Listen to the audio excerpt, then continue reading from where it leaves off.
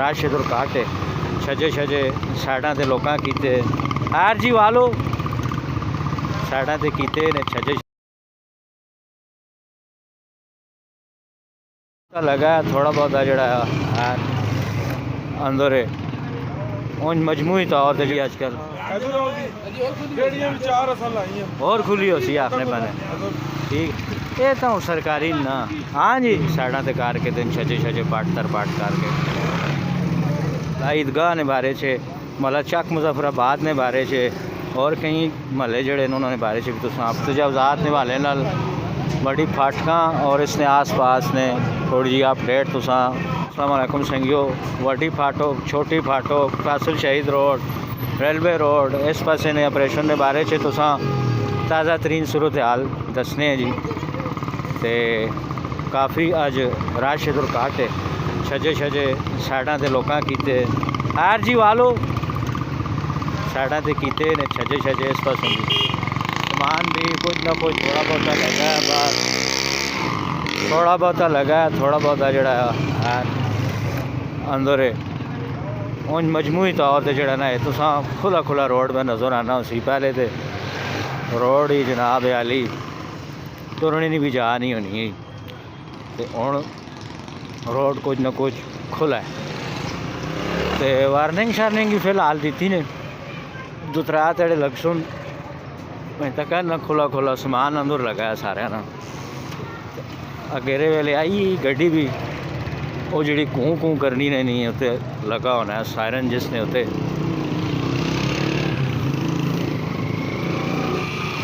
ये जी अजे नहीं अपडेट है नाल नाल मैं तुसा जाइयां भी दसी भी नाल ना लगा भी नहीं ना कित्थे तक सूरत हाल है। अच्छा कुछ ये रेहड़ियां जिहड़ियां ने तो सरकारी लगी हैं नो अगे तुसी तक के नो सरकारी तौर पर जिहड़ियां बाजारे किस आने सस्ता बाजार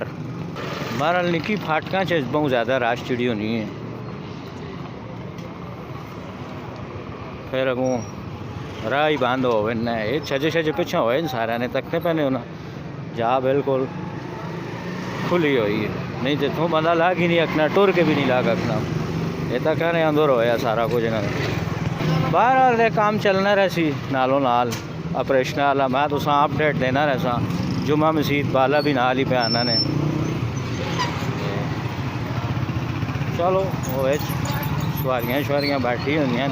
जनाना तो मोबाइल तो ना कराना पाया वाला सारा एरिया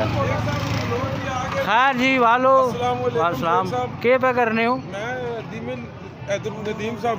नदीम साहब को खलते हैं माशाल्लाह जी ज़बरदस्त हालां राह बहुत खुला खुला पे लगना कि खुली हुई है आजकल और खुली हो सी आपने बने ठीक ये तो सरकारी ना हाँ जी माशाल्लाह सारे मशहूर होना माशाल्लाह ते मच्छी